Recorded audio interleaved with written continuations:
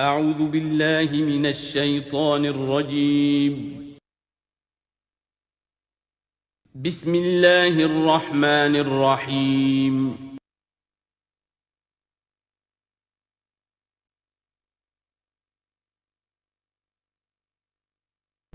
بسم اللہ اولہ و آخرہ۔ پچھلی نشست میں جو گفتگو چل رہی تھی وہ فہم قرآن کے ضمن میں کچھ بنیادی اصول کہ جنہیں اگر پیش نظر رکھا جائے تو سہولت ہو جائے قرآن کے سمجھنے میں۔ 5 چیزیں بیان ہو چکی تھیں۔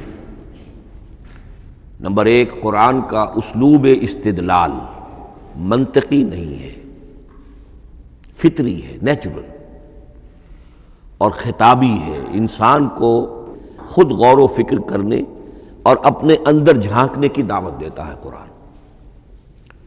ثانیاً، قرآن مجید کی آیات میں تقسیم ہے محکمات اور متشابہات، اور سورہ آل عمران میں جہاں اس کا ذکر ہے فرما دیا گیا ہے کہ اہل ایمان کا شیوہ یہ ہونا چاہیے کہ وہ محکمات پر اپنی توجہ کو مرکوز رکھیں اور متشابہات کے بارے میں اجمالی طور پر یقین رکھیں کہ اللہ کے طرف سے ہے، یقیناً حق ہے، چاہے وہ ہماری سمجھ میں آئی ہے یا نہیں آئی۔ لیکن اس میں جو ایک براڈ تقسیم ہے وہ یہ کہ آیات الاحکام سب کی سب محکمات ہیں مستقل، اور عالم غیب، عالم آخرہ، عالم برزخ، عالم ارواح، عالم ملائکہ، اس کے تمام امور مستقل طور پر متشابہات میں سے ہے۔ البتہ ایک تیسری کیٹیگری ہے کہ جو سائنٹیفک فینومینا کے ضمن میں ہو سکتا ہے کہ ایک شے آج متشابہات میں ہو، کل وہ محکمات میں داخل ہو جائے، جبکہ انسانی علم جو ہے وہاں تک پہنچ جائے اور اس کا ادراک کر سکے۔ نمبر 3، تفسیر زیادہ تر لفظی طور پر اور نحو اور صرف سے بحث کرتی ہے، تعویل کا مقصد ہے اصل مدلول تک پہنچنے کی کوشش کرنا۔ نمبر 4، تعویل میں عام اور خاص کانٹیکسٹ میں، زمان و مکان کے خاص کانٹیکسٹ میں جب قرآن نازل ہوا تو کسی آیت کا کیا اصل مفہوم تھا جو سمجھا گیا۔ اس میں شان نزول کی روایات کو بھی اہمیت حاصل ہوگی۔ لیکن چونکہ قرآن مجید صرف اس دور کے لیے یا اس علاقے کے لوگوں کے لیے ہدایت نامہ بن کر نہیں آیا تھا، بلکہ پوری نوع انسانی کے لیے تا ابد الآباد، لہذا اسی میں وہ مضمر ہے، اس میں وہ ہدایت مضمر ہے کہ تعویل عام کر کے آیت کے الفاظ، ان کا در و بست اور آیت کا سیاق و سباق اس کے حوالے سے، اور القرآن یفسر بعضہ بعضا کے حوالے سے یقیناً جو ہے اس میں ابدی ہدایت جو مضمر ہے وہ بھی حاصل کی جا سکتی ہے۔ نمبر 5، تذکر اور تدبر کا فرق، یہ دونوں الفاظ قرآن کے ہیں۔ تذکر کے لیے 4 مرتبہ اللہ نے سورہ قمر میں چیلنجنگ انداز میں فرمایا ہے وَلَقَدْ يَسَّرْنَا الْقُرْآنَ لِلذِّكْرِ فَهَلْ مِن مُّدَّكِرٍ، ہم نے قرآن کو ذکر کے لیے، تذکر کے لیے، ہدایت اخذ کرنے کے لیے، بنیادی نصیحت حاصل کرنے کے لیے نہایت آسان بنایا ہے۔ تو ہے کوئی جو اس سے تذکر کرنا چاہے؟ اس تذکر بالقرآن کے لیے صرف یہ کافی ہے کہ انسان عربی زبان سے اتنا واقف ہو کہ اس کا ایک براہ راست مفہوم سمجھتا چلا جائے، اور دوسری شرط لازم ہے نیت کی درستی، طلب ہدایت پیش نظر ہو، اپنے علم کی دھوس جمانا جو ہے وہ مقصود نہ ہو، تو قرآن مجید سے تذکر حاصل ہو جائے۔ تدبر کے اعتبار سے قرآن مجید مشکل ترین کتاب ہے، بلکہ میں نے اس وقت ایک غلط لفظ استعمال کر دیا تھا، دنیا کی مشکل ترین، یہ دنیا کی کتاب ہے ہی نہیں، یہ تو مشکل ترین کتاب ہے، بہی معنی کہ اللہ تعالیٰ کے علم کامل سے اس کا نزول ہوا ہے، اس علم کا احاطہ کسی انسان کے لیے ممکن نہیں ہے۔ اسی طرح یہ قرآن ایک ایسے سمندر کے مانند ہے جس کا نہ کوئی کنارہ ہے اور نہ ہی اس کی کوئی تہہ ہے، اس میں پوری زندگیاں کھپانے کے باوجود بھی افلا یتدبرون القرآن، تدبر لیدبروا آیاتہ ولیتذکر اولو الالباب، یہ 2 اصطلاحات خود قرآن کی ہیں۔ میرا جو کتابچہ ہے مسلمانوں پر قرآن مجید کے حقوق، اس میں نے ان پر تفصیل سے بحث کی۔ نمبر 6، دو اعتبارات سے قرآن مجید پر غور کرنے والے کا ایٹیچیوڈ ایک دوسرے سے بالکل متضاد ہوگا۔ احکام کے حوالے سے ایک طالب علم کا رخ پیچھے کی طرف ہونا چاہیے، اسلاف نے کیا سمجھا، ان سے پہلوں نے کیا سمجھا، ان سے پہلوں نے کیا سمجھا، صحابہ نے کیا سمجھا، یہاں تک کہ اپنے آپ کو محمد الرسول اللہ کے قدموں میں پہنچا دیجیے۔ دین کا عملی پہلو، حلال اور حرام، جائز و ناجائز، یہ چیزیں آپ کو، یہ نہیں کہ آپ کو نئے زمانے کی وہ جو بھی ریسرچ ہو اس کے حوالے سے اور نئے زمانے کے سائنسی جو حقائق ہیں ان کے حوالے سے بات کریں۔ دوڑ پیچھے کی طرف ہے گردش ایام تو، پیچھے سے پیچھے، پیچھے سے پیچھے، یہاں تک کہ مصطفیٰ برسا خیش را کے دی ہم اوست اگر بہو نہ رسیدی تمام بولا۔ لیکن حکمت، سائنس، اس کے حوالے سے آگے بڑھیے، آگے سے آگے بڑھیے۔ وہ تو میں عرض کر چکا ہوں کہ وہ جو فینومینا قرآن مجید میں سائنٹیفک مذکور ہیں، ان کی اصل حقیقت جو ہے وہ ہمارے اگر اسلاف کو سمجھ میں نہیں آ سکی تو بات سمجھ میں آتی ہے۔ ابھی اس علم کی سطح ہی اتنی کمزور تھی، اتنی نیچی تھی کہ ان کی اس کا ادراک ممکن نہیں تھا۔ اس میں آگے بڑھیے تو اس میں بالکل متضاد ہو گیا کہ ایک میں زمانے کا ساتھ دینے کی بجائے زمانے سے بھی آگے چلو، اور ایک میں پیچھے پیچھے پیچھے پیچھے، یہاں تک کہ محمد الرسول اللہ والذین معہ، محمد الرسول اللہ والذین معہ، ان کے قدموں تک اپنے آپ کو پہنچا دو۔ آخری شے فہم قرآن کے ضمن میں، لیکن یہ last but not the least کے مصداق ہے، یہ بات بہت صراحت کے ساتھ مولانا مودودی نے لکھی ہے تفہیم القرآن کے مقدمے میں، اور بہت اہم بات ہے، بہت اہم بات ہے، اور وہ یہ ہے کہ قرآن مجید ایک ایسی کتاب نہیں ہے جسے کوئی محقق اور ریسرچ اسکالر اپنی لائبریری میں بیٹھ کر اور ریفرنس بک سامنے رکھ کر ادھر سے ادھر اور سمجھ لے۔ اس کے سمجھنے کی شرط لازم یہ ہے کہ جو یہ راستہ دکھاتا ہے اس پر چلنا شروع کرے۔ ایک ایک قدم کے بعد قرآنی حقائق مزید منکشف ہوں گے، اور مزید منکشف ہوں گے، اور مزید منکشف ہوں گے۔ جب تک قرآن مجید کے بتائے ہوئے راستے پر آدمی چلے گا نہیں، قرآن کی اصل حقیقت اس پر کبھی منکشف نہیں ہوگی۔ چاہے تفسیر لکھ دے، وہ تو لفظوں کی بحث ہے، صرف اور نحو ہے، یا روایات ہے، وہ جمع کر دیجئے، لیکن یہ کہ قرآن مجید کا صحیح فہم عمل کے بغیر ممکن نہیں۔ جیسے قرآن مجید میں آتا زادتہم ایمانا، ایمان بڑھتا ہے، عمل کے ذریعے سے ایمان بڑھتا ہے۔ میں اس میں ایک شے کا اضافہ کر رہا ہوں، میرے نزدیک قرآن مجید مینول آف ریولیوشن، محمد عربی صلی اللہ علیہ وسلم نے ایک عظیم انقلاب برپا کیا دنیا میں، اور ایک انقلابی جد و جہد کی ہے۔ دعوت کے قبول کرنے والوں کو منظم کرنا، ان میں سم و طاعت کی عادت پیدا کرنا، پھر ان میں تن من دھن قربان کرنے کا جذبہ پیدا کرنا، پھر ان کا تزکیہ کرنا، ان کی تربیت، پھر جب وہ تیار ہو جائیں تو باطل سے ٹکر، اور اس میں پھر جہاد اور قتال کے مراحل، تاکہ انقلاب آ گیا، اور یہ کہ جاء الحق وزہق الباطل ان الباطل کان زہوقا۔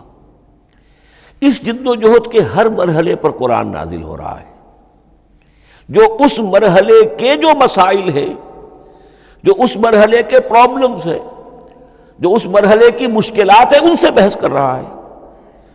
اب اگر کوئی فرد یا کوئی گروہ اس پروسیس میں وہ داخل ہی نہیں، وہ سمجھ ہی نہیں سکتا کہ یہ جو بات کہی جا رہی ہے اس کا اصل محل کیا ہے، مقام کیا ہے، کیوں کہی جا رہی ہے، وہ تو جب اسی قسم کی انقلابی جد و جہد میں کوئی خود مبتلا ہوگا تو اسے معلوم ہوگا یہ تھی وہ مشکل، یا یہ تھا وہ مسئلہ یا یہ تھا وہ مرحلہ جو اس وقت کی جو جد و جہد تھی محمد الرسول اللہ والذین معہ کی، کہ اس وقت یہ آیات نازل ہوئی۔ اس طریقے سے مینول آف ریولوشن میں کہا کرتا ہوں، چونکہ ہماری جو طب کی تعلیم ہوتی ہے ان میں مینول آف ڈسیکشن سب سے پہلے جو ہے اناٹمی پڑھائی جاتی ہے اور ڈیڈ باڈی کی ڈسیکشن ہوتی ہے، تو مینول آف ڈسیکشن جو ہے وہ پہلی کتاب ہوتی ہے جو ہمیں ملتی ہے۔ یہ ہوتا ہے، بتایا جاتا ہے یہاں ذرا شکاف دو اور یہ کھال کو کاٹو، اس کے اندر تمہیں یہ نظر آئے گا، یہ فیشیا ہے، پھر اسے اس کے اندر ایک اور شگاف دو، یہ نظر آئے گا۔ بالکل اسی طریقے سے قرآن مجید کی انگلی پکڑ کر اگر آپ چلیں گے تو پھر درجہ بدرجہ قرآن آپ پر منکشف ہوتا چلا جائے گا۔ اور اگر آپ نے اسے صرف ایک اکیڈمک ایکسرسائز بنا لیا، ایک علمی بات ہے، اس سے آگے کچھ نہیں، تو قرآن مجید کا جو اصل لب لباب ہے، جو اصل اس کا جوہر ہے، وہ کبھی منکشف نہیں ہوگا۔ اب آئیے ایک اہم موضوع، اعجاز قرآن کے وجوہ کیا ہیں۔ پہلی بات تو یہ سمجھ لیجئے کہ قرآن مجید کی حقانیت پر بنیادی طور پر دو قسم کی دلیلیں ہیں۔ ایک دلیل خارجی ہے، خارجی دلیل محمد الرسول اللہ صلی اللہ علیہ وسلم کی شخصیت اور آپ کا کارنامہ، الصادق الامین، قد لبثت فیکم عمرا، میں تمہارے مابین ایک عمر گزار چکا ہوں، تم نے مجھے دیکھا، میرا کردار دیکھا، تم نے خود مجھے الصادق اور الامین کا جو ہے خطاب دیا، تو خود حضور کی شخصیت دلیل ہے قرآن مجید کی حقانیت پر۔ اس اعتبار سے ایک مضمون بہت اہم ہے، اور وہ یہ کہ قرآن اور محمد صلی اللہ علیہ وسلم اس طرح ایک دوسرے کے ساتھ جڑے ہوئے ہیں، گتھے ہوئے ہیں، ایک وحدت بن گئے ہیں، ایک آرگینک ہول بن گئے ہیں، کہ ایک دوسرے کے لیے شاہد بھی ہے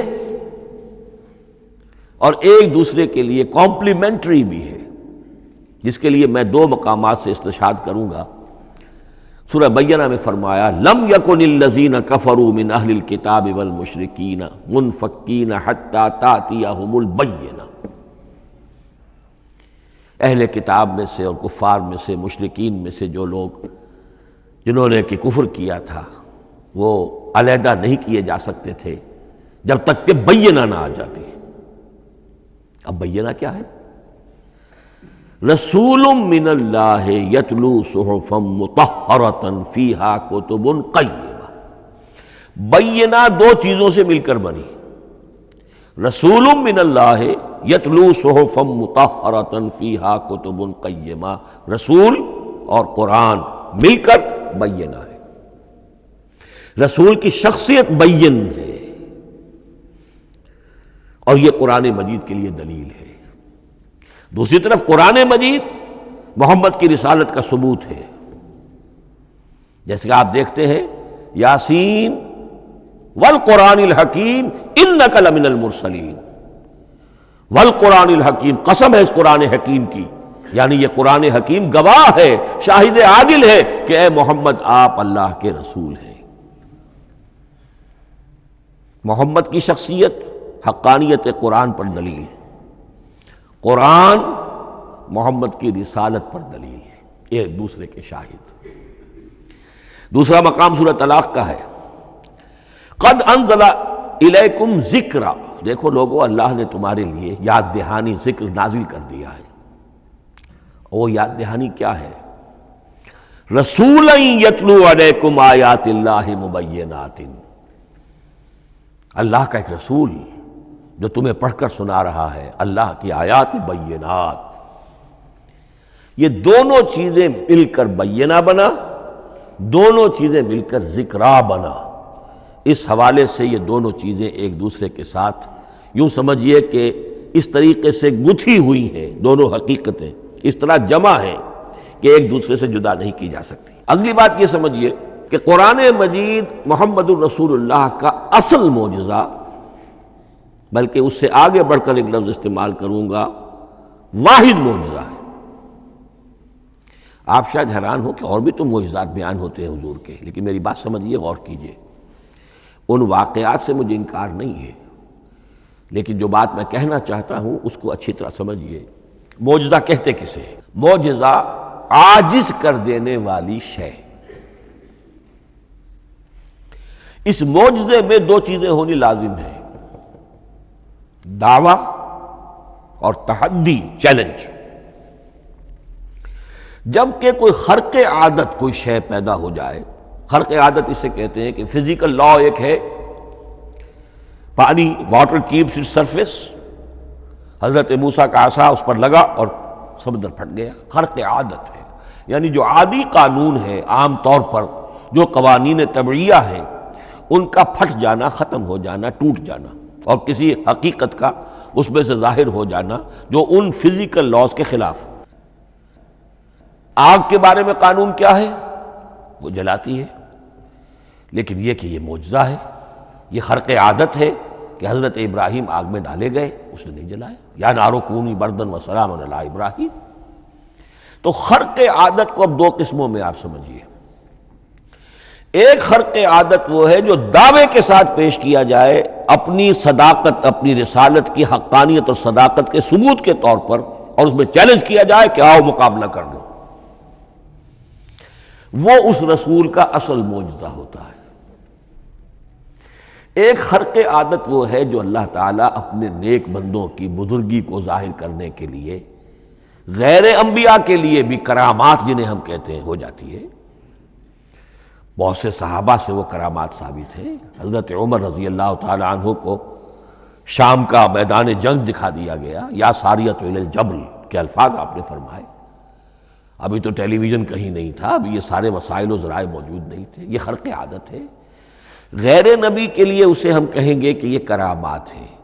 نبی کے لیے لفظ معجزہ اختیار کر لیا جاتا ہے، لیکن معجزہ اس کو نہیں کہنا چاہیے، اصل میں یہ بھی نبی کے لیے کرامات کے درجے کی شے ہے جو اس سے بلند ہے۔ معجزہ وہ ہے جسے کوئی نبی دلیل کے طور پر پیش کرے اور اس پر چیلنج کرے کہ آؤ اور مقابلہ کر لو۔ مثلا حضرت موسیٰ علیہ السلام کو دو معجزے دیے گئے، اور اس میں سے جو سانپ بن جانا تھا لاٹھی کا، وہ معجزہ ہے جس پر چیلنج بھی آیا اور ساحروں سے مقابلہ بھی کیا، اور ساحر شکست کھا گئے، عاجز آ گئے۔ القی السحرۃ ساجدین، وہ سارے جادوگر جو ہیں فوری طور پر بے اختیار سجدے میں گر گئے۔ آمنا برب موسیٰ و ہارون، ہم ایمان لے آئے موسیٰ اور ہارون کے رب پر۔ یہ معجزہ ہے۔ اس معنی میں محمد الرسول اللہ صلی اللہ علیہ وسلم کا معجزہ صرف قرآن حکیم۔ قرآن مجید میں آپ سورہ انعام میں بھی دیکھیں گے بہت ہی شدت کے ساتھ، سورہ بنی اسرائیل میں دیکھیں گے بڑی تفصیل کے ساتھ معجزے طلب کیے گئے۔ آپ اس مکے کی سرزمین میں ابھی ہمارے دیکھتے ہی دیکھتے چشمہ نکال دیجئے، ہم مان لیں گے آپ اللہ کے رسول ہیں۔ آپ ہماری نگاہوں کے سامنے آسمان پر چڑھ کر دکھائیے، پھر وہاں سے کتاب لے کر اتریے، پھر ہم سمجھ لیں گے آپ اللہ کے رسول ہیں۔ آپ کے لیے چشم زدن میں کوئی محل سونے کا چاندی کا تیار ہو جائے، مان لیں گے آپ کو اللہ کے رسول ہیں۔ آپ اس بے آب و گیا وادی میں فوراً ایک باغ جو ہے اپنے لیے بنا کے دکھا دیں، مان لیں گے کہ آپ اللہ کے رسول ہیں۔ ایسے تمام مطالبات پر اللہ تعالیٰ کی طرف سے کوڑا جواب ملا، اللہ اس قسم کی کوئی شے نہیں دکھائے گا۔ بلکہ سورہ انعام جب ہم پڑھیں گے وہاں تو بہت ہی واقعہ یہ ہے کہ اس کو پڑھ کر رقت طاری ہوتی ہے کہ ایک موقع پر ایسا محسوس ہوتا ہے کہ حضور صلی اللہ علیہ وسلم کی طبیعت مبارکہ میں یہ خیال پیدا ہو گیا کہ اللہ کو ایسی شے ان کو دکھائی دی جائے تاکہ چپ تو ہو جائے، نہ بھی مانیں گے چپ تو ہوں گے، ورنہ تو عوام کے سامنے ان کی دلیل مجھ پر قائم ہو رہی ہے کہ بھائی یہ رسالت کے مدعی ہے، ہم کہتے ہیں معجزہ دکھاؤ، معجزہ نہیں دکھاتے، تو پوزیشن میری جو ہے کمزور ہو رہی ہے۔ وہاں جس انداز میں اللہ نے کہا ہے، ہرگز نہیں، اے نبی اگر آپ کے اختیار میں ہے تو کہیں آسمان پر سیڑھی لگا لیجئے یا زمین میں سرنگ لگا کے کوئی معجزہ لا سکتے ہو تو لے آئیے، ہم نہیں دکھائیں گے۔ رقت طاری ہوتی ہے۔ تو حضور کا معجزہ اس معنی میں صرف ایک ہے اور وہ قرآن ہے۔ اچھا، اس کے لیے کیسے کیسے چیلنج کیے گئے؟ ام یقولون تقولہ بل لا یؤمنون فلیاتوا بحدیث مثلہ ان کانوا صادقین، سورۃ الطور۔ کیا ان لوگوں کا کہنا یہ ہے کہ یہ کلام خود محمد نے موضوع کر لیا ہے صلی اللہ علیہ وسلم؟ تو اگر ایسی بات ہے تو وہ بھی ایسا ہی کلام پیش کر دیں۔ تحدی، اس چیلنج کو کوئی قبول نہیں کر سکا۔ کم سے کم اس شرافت کا اقرار کرنا پڑتا ہے کہ اس وقت عرب قوم میں یہ شرافت تھی کہ کسی نے اٹیمپٹ بھی نہیں کی، ورنہ کوئی شخص الٹی سیدھی عبارت لکھ کر لے آتا اور کھڑا ہو کر کہہ دیتا کہ ٹھیک میں کہتا ہوں یہ ہے، یہ قرآن کی طرح کا کلام ہے۔ نہیں، کسی نے نہیں کیا۔ تاریخ یہ بتاتی ہے کہ اس تحدی کا کوئی کسی نے قبول نہیں کیا۔ اسی طرح فرمایا سورہ بنی اسرائیل میں قُلْ لَئِنِ اجْتَمَعَتِ الْإِنسُ وَالْجِنُّ عَلَىٰ أَن يَأْتُوا بِمِثْلِ هَٰذَا الْقُرْآنِ لَا يَأْتُونَ بِمِثْلِهِ وَلَوْ كَانَ بَعْضُهُمْ لِبَعْضٍ ظَهِيرًا۔ چیلنج ہے، اے نبی کہہ دیجئے اگر تمام انسان، تمام جن مل کر بھی چاہیں کہ ایسی کوئی کتاب وہ مرتب کر لے، نہیں کر سکیں گے، چاہے وہ سب کے سب ایک دوسرے کی مدد کریں۔ ہے کہ نہیں چیلنج؟ اسی طریقے سے سورہ ہود میں فرمایا، اب اس کو کہتے ہیں برسبیل تنزل، پوری کتاب نہیں لا سکتے قرآن جیسی، چلو تو 10 سورتیں لے آؤ۔ قُلْ فَاتُوا بِعَشْرِ سُوَرٍ مِثْلَهُ مُفْتَرَيَاتٍ، اے کہیے اے نبی، سورہ ہود کی آیت نمبر 13 ہے، اس جیسی کوئی 10 سورتیں ہی لے آؤ، 114 نہ صحیح 10 صحیح۔ یہ بھی نہیں ہوا تو برسبیل تنزل اور سورہ یونس میں فرمایا قُلْ فَاتُوا بِسُورَةٍ مِّن مِثْلِهِ، ایک سورت ہی لے آؤ۔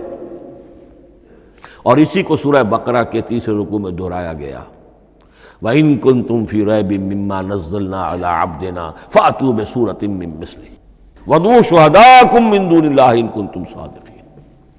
لیکن نوٹ کر لیجئے کہ کسی نے یہ جرأت نہیں کی، نہ قرآن کے اس دعوے کو چیلنج کیا، نہ کسی نے مقابلے کی کوشش کی، نہ کوئی اپنی کوئی تصنیف و تالیف یا اپنا کوئی کمپوزیشن لا کر اور یہ دعویٰ کر کے کھڑا ہوا کہ جمع کر لیجئے، منصف بلا لیجئے، کوئی کمیشن بٹھا لیجئے، میرا یہ کلام بھی بالکل ہم وزن ہے اس کلام کے، نہیں۔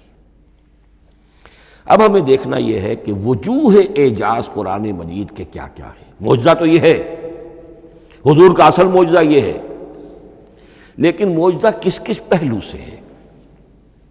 یہ ایک ایسا موضوع ہے کہ جس پر پوری تصانیف لکھی گئی ہیں۔ وجوہ الاعجاز، وجوہ اعجاز القرآن، قرآن کے معجزہ ہونے کے کون کون سے پہلو ہیں۔ اس کا واقعہ یہ ہے کہ احسان ناممکن ہے، اور جیسے جیسے زمانہ آگے بڑھے گا اس کے اور پہلو واضح ہوتے جائیں گے۔ سنوریہم آیاتنا فی الآفاق وفی انفسہم حتی یتبین لہم انہ الحق۔ لیکن یہ کہ کس کس پہلو سے یہ معجزہ ہے، چند موٹی موٹی باتیں ضرور سمجھ لیجئے۔ لغت، ادب، فصاحت، بلاغت، عذوبت، مٹھاس، اس کے اعتبار سے قرآن معجزہ ہے۔ لیکن اس اعتبار سے قرآن معجزہ ہے یا تو تھا اپنے زمانے کے عربوں کے لیے، غیر عرب کے لیے تو نہیں تھا۔ غیر عرب جو ہے قرآن مجید کی جو بھی فصاحت و بلاغت ہے، اس کا جو لٹریری بیوٹی ہے، اس کو تو وہ اپریشیٹ نہیں کر سکتا تھا۔ یہ حصہ جو ہے یا تو عربوں کے لیے تھا اس وقت دائمی، یا آج بھی عرب کچھ نہ کچھ، بہرحال عربی ان کی زبان ہے، وہ پڑھتے ہیں، جیسا کہ میں نے عرض کیا تھا، چاہے عیسائی ہوں اور چاہے یہودی ہوں، وہ بھی اپنے ہاں لٹریچر کی، عربی لٹریچر کی ہائیسٹ کتاب کی حیثیت سے قرآن مجید کو پڑھانے پر مجبور ہے۔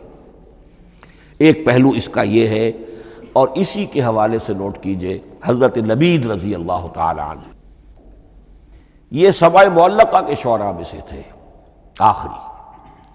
عربوں میں چونکہ اس کا بڑا چرچا تھا شاعری کا، تو ان کا جو سالانہ جشن ایک ہوتا تھا، اس میں وہ بہت بڑے بڑے شعراء سب جمع ہوتے تھے، اپنے اپنے قصیدے پڑھتے تھے، اور جس کا قصیدہ سمجھا جاتا تھا کہ سب سے اعلیٰ ہے، سب سے بلند ہے، سب سے عمدہ ہے، اب اسے اس سال کے لیے وہ گویا کہ ملک الشعراء اس کو مانا جاتا تھا کہ یہ شاعروں کا بادشاہ ہے، اور تمام شاعر اسے سجدہ کرتے تھے بالفعل، اور اس کے قصیدے کو کعبے کی دیوار کے ساتھ ٹانگ دیا جاتا تھا، معلق کر دیا جاتا تھا۔ ایسے 7 قصیدے ہیں جن کے مجموعے کا نام ہے سبع معلقہ۔ اس سبع معلقہ جو ہے 7 جو سلسلے ہیں، ان میں آخری حضرت لبید کا ہے، وہ ایمان لے آئے۔ ایمان لانے کے بعد انہوں نے شعر کہنا چھوڑ دیا۔ اس پر حضرت عمر نے ایک دفعہ ان سے کہا کہ لبید اب آپ شعر نہیں کہتے. ان کا جواب تھا ابعد القرآن، کیا قرآن کے بعد بھی کسی کے لیے کوئی موقع ہے کہ وہ کچھ کہنے کی کوشش کرے؟ فصاحت اور بلاغت کی تو معراج قرآن مجید ہے، وہ آ چکی ہے. تو جہاں تک اہل عرب کے لیے اس کا معجزہ ہونا خاص طور پر اس دور میں اور اب بھی کسی درجے میں، اس میں تو اہمیت ہے اس کی ادبیت، اس کی فصاحت، اس کی بلاغت، اس کی عذوبت.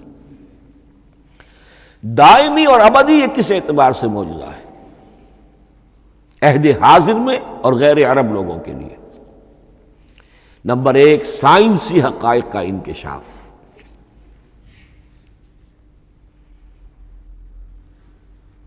جس طریقے سے کہ یہ سائنسی حقائق منکشف ہوتے چلے جا رہے ہیں ابدی طور پر. میں ڈاکٹر مورس بکائی کا حوالہ دے چکا ہوں اور پروفیسر ڈاکٹر کیتھل مور کا حوالہ دے چکا ہوں، ان کو ذہن میں رکھیے. سنریہم آیاتنا فی الآفاق وفی انفسہم حتی یتبین لہم انہ الحق. نمبر دو، حضور کا وہ کارنامہ کہ آپ نے ایک عظیم انقلاب برپا کر کے دکھایا اور وہ نظام قائم کر کے دکھایا کہ جس سے بہتر، جس سے عادلانہ، جس سے زیادہ منصفانہ کوئی نظام دنیا میں نہ آج تک قائم ہوا ہے اور نہ اس کی کوئی دوسری نظیر پیش کی جا سکتی. یہ ہے سب سے بڑا معجزہ، اور معجزہ ہوا قرآن سے. اتر کر حرا سے سوئے قوم آیا اور ایک نسخہ کیمیا ساتھ لایا. یہ سارا معجزہ، جیسا کہ میں نے شروع میں عرض کیا ہے، محمد اور قرآن دونوں مل کر بینہ بھی ہے تو رسول من اللہ یتلو صحفا مطہرۃ فیہا کتب قیمہ، اور قد انزل الیکم ذکرا رسولا یتلو علیکم آیات اللہ المبینات. یہ معجزہ جو ہے جس کے حوالے سے دنیا میں بڑی بڑی شخصیات نے شہادت دی. ایم این رائے اس صدی کا ایک بہت بڑا انقلابی شخص، کمیونسٹ انٹرنیشنل کا رکن. اس صدی کی ابتدا میں جو شورا تھا، جو غلغلہ تھا، جو ولولہ تھا بولشوک ریولوشن کا، اور جو دنیا کے اندر ایک دھوم مچ گئی تھی، اس کو ذہن میں رکھیے. اور اس میں کمیونسٹ انٹرنیشنل کا رکن ایم این رائے 1920 میں اس نے لاہور میں ایک خطبہ دیا تھا، ہسٹوریکل رول آف اسلام. اس نے کہا تھا تاریخ انسانی کا عظیم ترین انقلاب وہ ہے کہ جو محمد نے برپا کیا صلی اللہ علیہ وسلم. آج بھی یہ کتاب بھارت میں چھپتی ہے، بامبے کا ایک پبلشر شائع کرتا ہے، historical role of Islam by M N Roy. پھر آگے چلیے، ایچ جی ویلز اگرچہ انتہائی رقیق حملے کرتا ہے حضور کی زندگی کے بعض پہلوؤں پر، جیسے رشدی نے کیے ہیں یا جیسے تسلیمہ نسرین ایک بنگالی خاتون نے کیے ہیں، اسی طرح کے حملے کیے اس نے بھی. اور یہ اس لیے بتا رہا ہوں کہ یہ اسٹیبلش ہو جائے کہ وہ دوست نہیں ہے، دشمن ہے. عربی کا ایک مقولہ یہ ہے کہ الفضل ما شہدت بہ الاعداء، اصل فضیلت تو اس شے کی ہے جس کی گواہی دشمن دے. دوست تو تعریف کریں گے، قابل تعریف شے کی بھی تعریف کریں گے، بڑھ چڑھ کر کریں گے. یہ بھی ہو سکتا ہے کسی قابل مذمت شے کی بھی تعریف کر بیٹھے، دوست تو ہوئے. دشمن جو ہے وہ تو ظاہر بات ہے اسی بات کو مانے گا جس میں کسی شک و شبہ کی گنجائش نہ ہو. اس لیے میں نے عرض کیا کہ دشمن ہے، رقیق حملے کرتا ہے.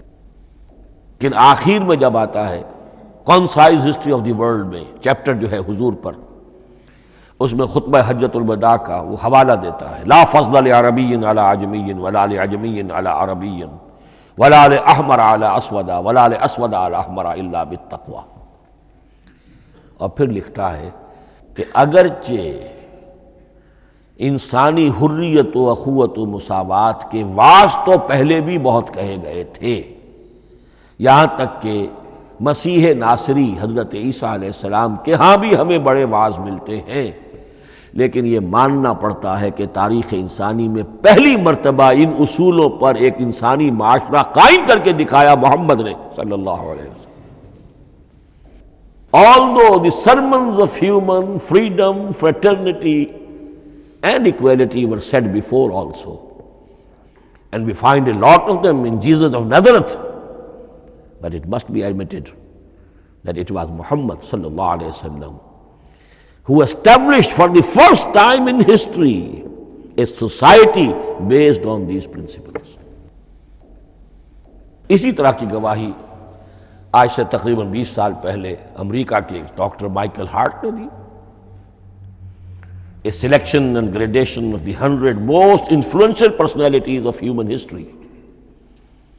اور نمبر 1 پر محمد کا ذکر کر رہا ہے صلی اللہ علیہ وسلم، اور کہتا ہے naturally I O N explanation, میں عیسائی ہوں اور ابھی تک عیسائی ہے، وہ اس کی موت کی بھی ابھی کوئی خبر نہیں آئی ہے، عیسائی ہے، لیکن یہ کہ اس نے حضور کو نمبر 1 پر رکھا، حضرت عیسیٰ کو نمبر 3 پہ لے گیا، تو naturally I O N explanation. اور پھر ایکسپلینیشن دی ہے this is because he is the only person supremely successful in both the religious and secular fields. یہ دونوں میدان جو ہے مذہب اور روحانیت اور دوسری طرف سیاست اور حکومت اور ریاست، ان دونوں میدانوں میں بیک وقت انتہائی کامیاب انسان صرف ایک ہے، اور وہ محمد ہے صلی اللہ علیہ وسلم. یا تو آدمی اس میں اونچا ہوتا ہے، روحانیت میں ہے، دین میں ہے، اخلاق میں ہے، تو سیاست اور ریاست میں زیرو ہوگا. یا کوئی بہت بڑا بادشاہ ہے، بڑا حکمران ہے، بڑا فاتح ہے، سکندر اعظم ہے، تو وہ اخلاقیات میں اور روحانیات میں زیرو نہیں، مائنس ہوگا. یہ معاملہ کہ دونوں میں this is because he is the only person supremely successful in both the religious and the secular fields. لیکن یہ بات نوٹ کر لیجئے کہ جو تازہ ایڈیشن ہے اس کتاب کا، اس میں سے یہ پیسج نکال دیا ہے نئے جو ایڈیٹرز ہیں انہوں نے. اس کے لیے آپ کو کسی پرانے ایڈیشن سے رجوع کرنا پڑے گا، concise history of the world, اور وہ لائبریریوں میں مل جائے گا. علامہ اقبال نے اس بات کو یوں بیان کیا ہے، ہر کجا بینی جہان رنگ و بو، کہ از خاکش بروید آرزو، یاد نور مصطفیٰ اورا بہاس، یا ہنود اندر تلاش مصطفیٰ است.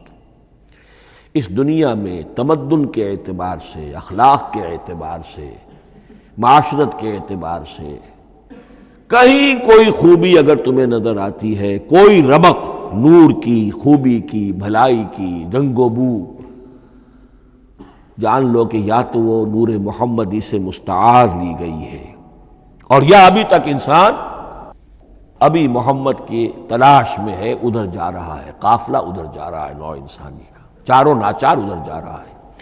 سوشل ایوولوشن کا پروسیس انسان کو افراط و تفرید کے دھکوں کے باوجود تدریجاً لے کر جا رہا ہے بحیثیت مجموعی پوری مین کائنڈ کو اسی بات کی طرف کہ جس کی طرف دعوت دی تھی محمد رسول اللہ صلی اللہ علیہ وسلم.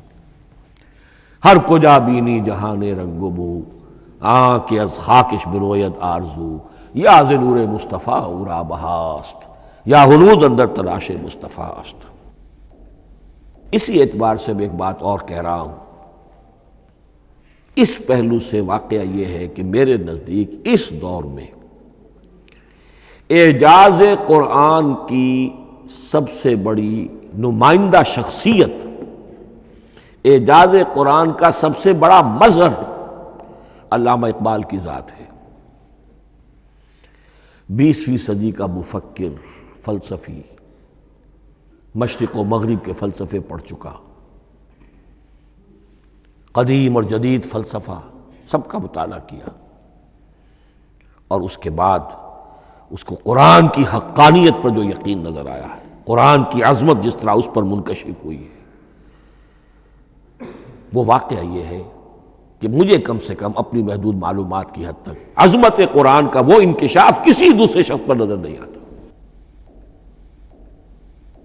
انہوں نے جس طریقے سے مرثیے کہے ہیں کہ مسلمان قوم نے کس طرح قرآن کو چھوڑا ہوا ہے، واعظ ہے تو قرآن سے نہیں کہیں اور سے، تربیت اور تزکیہ نفس ہے تو اس کا تعلق قرآن سے نہیں، وہ بھی کچھ اور مستعار چیزیں ادھر سے ادھر سے لے لی ہیں، فلسفے ہیں تو کہیں اور سے لے لیے ہیں، قرآن سے حکمت جو ہے وہ اخذ نہیں کی گئی ہے. کیسے کیسے انہوں نے عظمت قرآن کا جو انکشاف ان پر ہوا، اس کی تعبیر کی ہے کتاب زندہ قرآن حکیم، حکمت او لا یزال است و قدیم، حرف اورا ریب نئے، تبدیل نئے، آیا شرمندہ تعویل نئے، فاش گویا ماں سے در دل مضمر است، یہ کتابیں نیز چیزیں دیگر است، مثل حق پنہاؤ ہم پیداستو، زندہ و پائندہ و گویاستو، چون بجاں در رفت جہاں دیگر شود، جہاں چو دیگر شد جہاں دیگر شود۔ میں اس میں خاص طور پر 2 اشعار آپ کو اس وقت سنانا چاہتا ہوں۔ انہوں نے حضور سے مناجات کرتے ہوئے 2 اشعار کہیں، اس سے آپ کو اندازہ ہوگا کہ انہیں کتنا یقین تھا کہ میرے سارے فکر کا منبع قرآن حکیم ہے۔ کہتے ہیں در دلم آئینہ بے جوہر است، اے اللہ کے رسول صلی اللہ علیہ وسلم، اگر میرا دل اس آئینے کے مانند ہے جس میں چمک نہیں ہے، ورب حرفم غیر قرآن مضمر است، اور اگر میرے پیغام میں قرآن کے سوا کوئی شے شامل ہو گئی ہے، قرآن کے سوا کوئی چیز اس میں چھپی ہوئی ہے، مضمر ہے، پردہ ناموس فکرم چاک کن، تو میرے فکر کی ناموس کے دھجیاں بکھیر دیجئے، پردہ ناموس فکرم چاک کن، این خیامہ راز خارم پاک کن، اس شاہراہ کو اس کانٹے سے پاک کر دیجئے، کانٹا میرا، میں کانٹے کے مانند ہوں، پھر اٹھا کر پھینک دیجئے، روز محشر خار و رسوا کن مرا، بے نصیب از بوسہ پاک کن مرا، قیامت کے دن مجھے ذلیل و خوار کیجیے گا اور اپنے قدموں، اپنے پائے مبارک کا بوسہ لینے سے محروم کر دیجیے گا۔ یہ اتنی بڑی بد دعا جو اقبال اپنے آپ کو دے رہا ہے، تو کس قدر یقین اسے حاصل ہے کہ اس نے قرآن کی ترجمانی کی ہے۔ اب آئیے، بہت چھوٹے چھوٹے 2 اور مضمون ہیں۔ قرآن حبل اللہ ہے، اس کے کیا معنی ہے؟ حبل رسی کو کہتے ہیں، اللہ کی رسی، حبل من مسد، سورہ لہب میں یہ لفظ آیا ہے۔ امام راغب نے اس کی تعبیر کی ہے، استعیر للوصل ولکل ما یتوصل به الی شیء، یا تو تعلق کو حبل سے استعارہ دیا جاتا ہے، استعارے کے طور پر حبل کا لفظ کسی تعلق کے لیے استعمال ہوتا ہے، یا کسی شے تک پہنچنے کا ذریعہ، وہ حبل ہے۔ اب یہ ہمیں لفظ ملتا ہے حضرت علی رضی اللہ تعالیٰ عنہ کی روایت میں، هو حبل اللہ المتین، ترمذی میں یہ الفاظ موجود ہیں، حضرت علی سے منقول ہے رضی اللہ تعالیٰ عنہ، یہی ہے اللہ کی مضبوط رسی، کیونکہ قرآن مجید میں آتا ہے وَاعْتَصِمُوا بِحَبْلِ اللَّهِ جَمِيعًا، تو حبل اللہ کون سی ہے؟ پھر یہ حضرت عبداللہ ابن عمر سے بھی ہے، یہ روایت موجود ہے رزین میں، هو حبل اللہ المتین، یہ قرآن ہی اللہ کی مضبوط رسی ہے۔ اللہ سے اب اس کے 2 پہلو ہیں، ایک تو یہ کہ یہ اللہ سے جوڑنے والی ہے، تقرب اللہ کا ذریعہ ہے، وصول الی الشیء، کسی چیز تک پہنچانے والی شے، اس کا سہل ترین، اللہ کے تقرب کا سہل ترین ذریعہ، مؤثر ترین ذریعہ قرآن حکیم ہے۔ چنانچہ ترمذی میں حضرت عبداللہ ابن مسعود کا یہ قول موجود ہے، القرآن حبل اللہ الممدود من السماء الی الارض، قرآن تو اللہ کی وہ رسی ہے جو تنی ہوئی ہے آسمان سے زمین کی طرف۔ یہ ترمذی میں تو اصل میں اثر ہے، حضرت عبداللہ ابن مسعود کا قول ہے، لیکن یہ کہ زید ابن ارقم سے یہ الفاظ جو ہیں مرفوعاً کہ یہ حضور کے الفاظ ہیں، یہ بھی منقول ہے، یہ حضور نے فرمایا کہ القرآن حبل اللہ الممدود من السماء الی الارض۔ اور ایک بڑی پیاری روایت ہے طبرانی کی معجم کبیر میں کہ ایک مرتبہ حضور اپنے حجرے سے برآمد ہوئے، مسجد نبوی کے ایک گوشے میں دیکھا کچھ صحابہ بیٹھے ہوئے قرآن سمجھ رہے ہیں، سمجھا رہے ہیں، پڑھ رہے ہیں، مذاکرہ ہے قرآن۔ آپ کے چہرے پر بڑے بشاشت کے آثار ظاہر ہوئے، خوشی کے آثار۔ آپ چل کر تشریف لائے، پہلے ایک سوال کیا، الستم تشہدون اللہ الہ الا اللہ وانی رسول اللہ، وَهَذَا الْقُرْآنُ جَاءَ مِنْ عِنْدِ اللَّهِ، کیا آپ لوگ اس کے گواہ نہیں ہیں کہ اللہ کے سوا کوئی معبود نہیں اور میں اللہ کا رسول ہوں، اور یہ قرآن خاص اللہ کے پاس سے آیا ہے؟ صحابہ کا جواب کیا ہو سکتا تھا؟ بلا یا رسول اللہ، کیوں نہیں اللہ کے رسول، ہم گواہ ہیں، اللہ کے سوا کوئی معبود نہیں، آپ اللہ کے رسول ہیں اور قرآن خاص اللہ کے پاس سے آیا ہے۔ اب آپ نے فرمایا فاستبشروا، خوشیاں مناؤ، فإن هذا القرآن طرفه بأيديكم وطرفه بيد اللہ، اس لیے کہ یہ قرآن وہ شے ہے کہ اس کا ایک سرا تمہارے ہاتھ میں ہے، ایک سرا اللہ کے ہاتھ میں۔ تو وصول الی اللہ کا مؤثر ترین طریقہ، تقرب الی اللہ کا مؤثر ترین طریقہ، سہل ترین طریقہ، شور شارٹ طریقہ وہ قرآن مجید ہے۔ اس اعتبار سے بھی کہ ہے ہی اللہ کی صفت، یہ ہم بحث کر چکے ہیں پہلے، اللہ کا کلام ہے، کلام صفت ہوتی ہے، اور صفت لا عین ولا غیر، یہ قرآن اللہ کا غیر نہیں ہے، ہم سمجھ نہیں سکتے، لیکن یہ کہ ہر صفت جو ہے وہ تو در حقیقت نہ عین ہے نہ غیر ہے۔ دوسری طرف یہی قرآن جو ہے حبل اللہ اس معنی میں بنتا ہے کہ مسلمانوں کو باہم جوڑنے والی شے، وَاعْتَصِمُوا بِحَبْلِ اللَّهِ جَمِيعًا وَلَا تَفَرَّقُوا، حبل اللہ کو مضبوطی کے ساتھ تھام لو، سب کے سب جمع ہو کر، یہ تمہیں تفرقے سے بچانے والی شے ہے۔ اس کی وجہ کیا ہے؟ ظاہر بات ہے کہ انسانوں جو ہے ان کے اندر اتحاد پیدا ہوگا اتحاد فکری کے نتیجے میں، فکر ایک ہو، نظریات ایک ہوں، ویلیوز ایک ہوں، مقاصد ایک ہوں، تبھی تو انسان متحد ہوں گے۔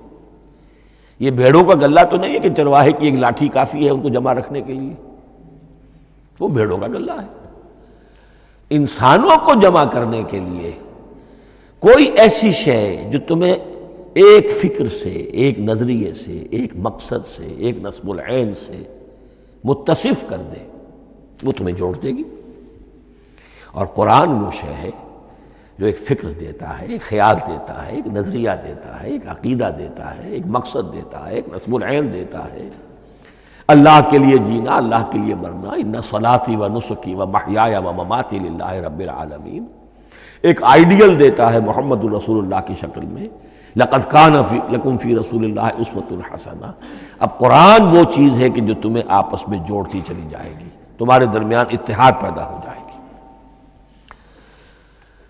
آخری چیز، مسلمانوں پر قرآن مجید کے حقوق کیا ہیں؟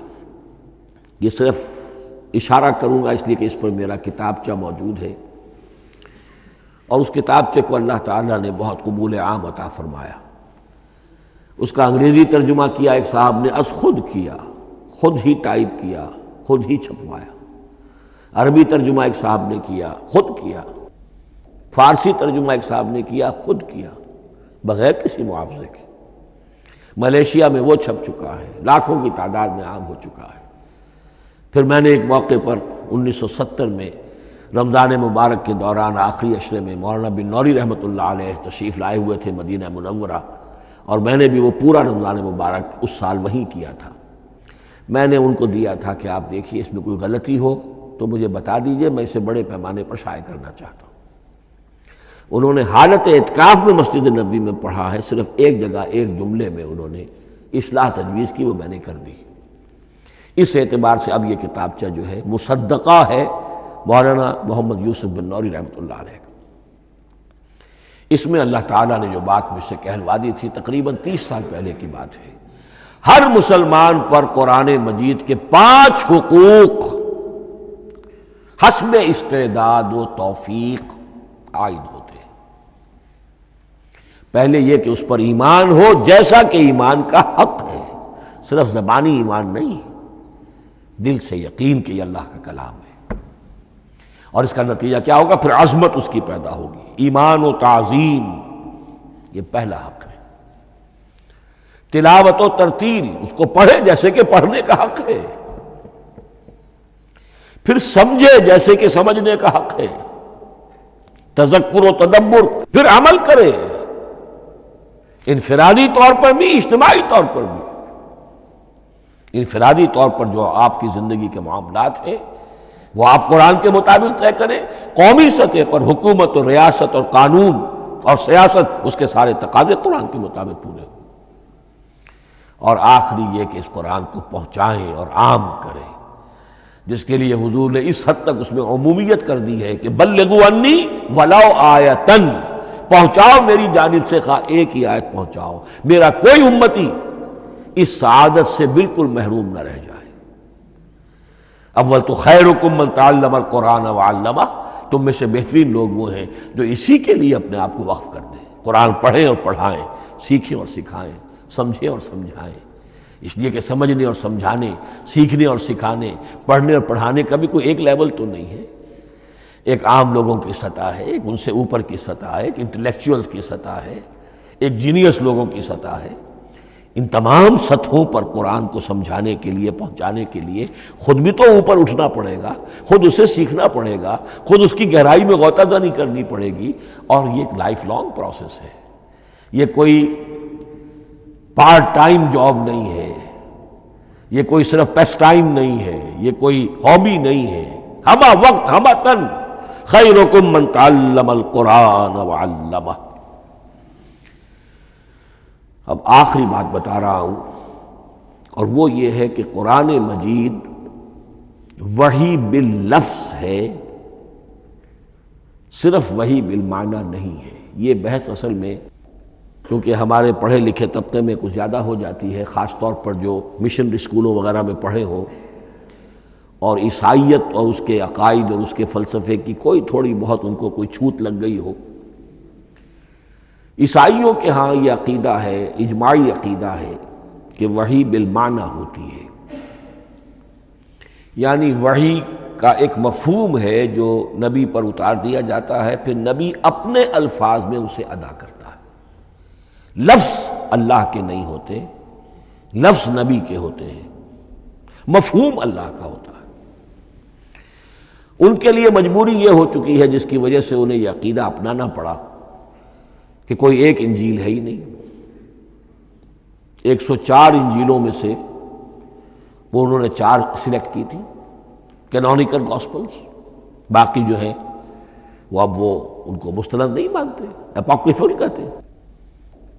اور میں نے ایک مرتبہ ایک پادری صاحب سے، مسٹر وائٹ ہوتے تھے منٹگمری میں نے ان سے پوچھا which one of them is Bible, یہ متی اور یہ لیوک اور مارکس اور جان، ان میں سے کون سی بائبل کون سی ہے؟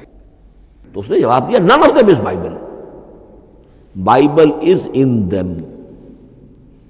ان میں سے کوئی ایک بھی مشخص طور پر، معین طور پر بائبل نہیں ہے، بائبل ان میں ہے بحیثیت مجموعی، لہذا ان کے لیے یہ عقیدہ جو ہے وہ لازم سا ہو گیا۔ ہمارے ہاں بھی بعض فلاسفہ نے اس قسم کی باتیں کی ہے کہ جن سے یہ دھوکہ لگتا ہے، لیکن میں خاص طور پہ چونکہ علامہ اقبال کا تذکرہ میں نے آج کیا ہے، اسی حوالے سے میں ان کا ایک واقعہ بیان کرنا چاہتا ہوں۔ ایف سی کالج لاہور کے پرنسپل تھے ڈاکٹر یوئنگ، ایک دعوت تھی، اس میں علامہ بھی تھے، وہ بھی تھے، تو ڈاکٹر یوئنگ نے کہا، وہ بڑا فلسفی تھا، کہ ڈاکٹر اقبال ہم نے سنا ہے کہ آپ بھی وحی باللفظ کے قائل ہیں، آپ جیسا پڑھا لکھا شخص، عالم دانا۔ علامہ اقبال نے فرمایا جی ہاں، اور مجھے تو اس کا ذاتی تجربہ ہے، مجھ پر تو جو شعر نازل ہوتے ہیں وہ الفاظ میں ڈھلے ہوئے ہوتے ہیں، میں ان میں تبدیلی کرنا چاہوں تو نہیں کر سکتا۔ تو اگرچہ اس سوال اس جواب کو ہم کہیں گے کہ یہ الاجوبۃ المسکتہ، مسکت چپ کر دینے والا جواب تھا کہ جو علامہ اقبال نے دیا، لیکن ذہن میں رکھیے یہ کہ جو وحی باللفظ ہے وہ ختم ہو چکی محمد الرسول اللہ صلی اللہ علیہ وسلم پر، وحی رسالت وحی باللفظ ہے، وہ ختم ہو چکی۔ البتہ الہام، کشف، رویا، القاء، یہ وحی بالمعنی ہے، یہ کوئی ایک شے ہے جو دل میں ڈال دی جاتی ہے، اس کے دروازے آج بھی کھلے ہوئے ہیں، اور یہ جان لیجئے قرآن مجید کی حقانیت کا جو اصل ثبوت ہے وہ یہ ہے کہ آپ اسے اپنے باطن کے اندر محسوس کریں۔ یہ جو باطنی تجربہ علامہ اقبال نے کہا ہے کہ انسان اپنے باطن میں محسوس کرے کہ ہاں یہ بات ہے، ٹھیک ہے، اس کے لیے کہ علامہ ابن قیم رحمۃ اللہ علیہ کا قول ایسا ہے، بڑا پیارا قول ہے۔ قرآن کے کچھ پڑھنے والے ایسے ہیں جب قرآن کو پڑھتے ہیں تو یوں محسوس کرتے ہیں کہ ہم مصحف سے نہیں پڑھ رہے، لوح قلب سے پڑھ رہے ہیں، ہمارے دل پر لکھا ہوا قرآن موجود ہے۔ یعنی ہماری فطرت، ہمارے اندر کی کوئی حقیقت ہے جو سرٹیفائی کر رہی ہے، توثیق کر رہی ہے، اٹیسٹ کر رہی ہے کہ ہاں یہ ٹھیک ہے۔ اور اس کی وجہ کیا ہے؟ ہماری روح اور اس قرآن کا منبع وہ ایک ہی ہے، وہ ذات باری تعالیٰ ہے۔ یہ کلام اللہ ہے اور ہماری روح امر اللہ۔ یسألونک عن الروح قل الروح من امر ربی وما اوتیتم من العلم الا قلیلا۔ بس میں اسی پر اکتفا کر رہا ہوں۔ اب گمان غالب یہی ہے کہ کل تو تراویح ہوگی انشاءاللہ، اس لیے کہ سنا یہ ہے کہ آج بھی روزہ تھا سعودی عرب میں، تو اب اس سے زیادہ تو تاخیر اب ممکن نہیں ہے، تو کل انشاءاللہ تعالیٰ دورہ ترجمہ قرآن شروع ہو جائے گا۔ بارک اللہ لی ولکم فی القرآن العظیم ونفعنی وإیاکم بالآیات والذکر۔